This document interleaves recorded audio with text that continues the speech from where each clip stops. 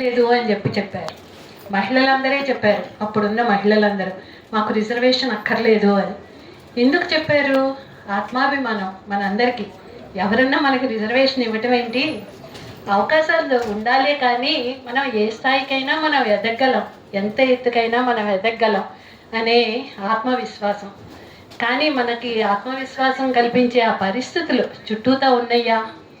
క్రమక్రమంగా స్వాతంత్రం వచ్చిన తర్వాత కూడా అవి పెరుగుతాయేమో అనుకుంటే తగ్గుతూ వస్తున్నాయి. ఆ పరిస్థితులు అవి ఎక్కడా కనపట్టాల. మహిళల్ని అణిచివేసే ధోరణి మొదటి నుంచి ఇప్పుడు దాకా కూడా కొనసాగుతూనే ఉంది. ఇంట్లో దగ్గర నుంచి దగ్గర నుంచి వీళ్ళు బయటకు వెళ్ళి వెళ్తారా, క్లబ్కి వెళ్తారా, మీటింగులకు వెళ్తారా అనే వాళ్ళ దగ్గర నుంచి అన్ని రకాలుగా మహిళ ఇంట్లోంచి బయటకి అడుగు వేస్తే ఒక చిన్న చూపుగా చూడటం అన్నది మన సమాజానికి ఒక అలవాటులాగా అయిపోయింది.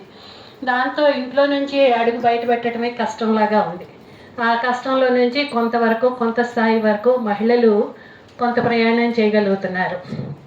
ఆ ప్రయాణం ఇప్పుడు ఎంతవరకు వచ్చిందంటే మన దేశంలో 14% వరకు వచ్చింది.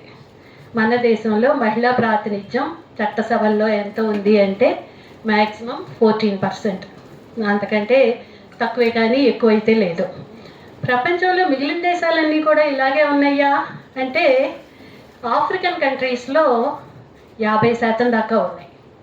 ఆఫ్రికన్ కంట్రీస్లో రువాండా, కాంగో అట్లాంటి కంట్రీస్లో 64% కూడా ఉన్నారు మహిళలు. అట్లాంటి దేశాల్లో చట్టసభల్లో ప్రాతినిధ్యం వహించే శాతం డెవలప్డ్ కంట్రీస్లో ఉన్న యూరోపియన్ కంట్రీస్లో వాటితో పోల్చినప్పుడు అక్కడ 50% ఉంటే యూరోపియన్ కంట్రీస్, డెవలప్డ్ కంట్రీస్ అనుకున్న వాటిలో 25% వరకు ఉంది. మన దగ్గర 14% ఉంది.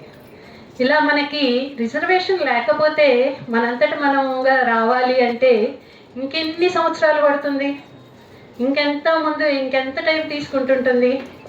రిజర్వేషన్ యాక్సిలరేట్ చేస్తూ ఉంటుంటుంది. మన డెవలప్మెంట్ని కానీ మనం ముందుకు వెళ్ళటాన్ని కానీ కొంచెం ముందుకు తీసుకువెళ్ళే ఒక ఇంజన్ లాగా పనిచేస్తుంటుంది ఈ రిజర్వేషన్ అన్నది. అది నాకు అనుభవంలోకి వచ్చిన విషయం. నేను కూడా మొట్టమొదట రిజర్వేషన్లు ఎందుకు మాకు, మనకెందుకు అని అనుకుంటూ ఉన్నదాన్ని. అలా ఉన్నదాన్ని మెయింటెనెన్స్ అవసరాలు లేవు, మనం ఆత్మాభిమానం గలవాళ్ళం, మనది మనం సంపాదించుకోవాలి, మనది మనమే చేసుకోవాలి, కానీ ఇంకెవరినన్నా అడగటం ఏంటి, మనకి కేటాయించటం ఏంటి అని అనుకునేవాళ్ళం. కానీ జ్యుడిషియరీలోకి వచ్చాకే నాకు అనుభవంలోకి వచ్చింది.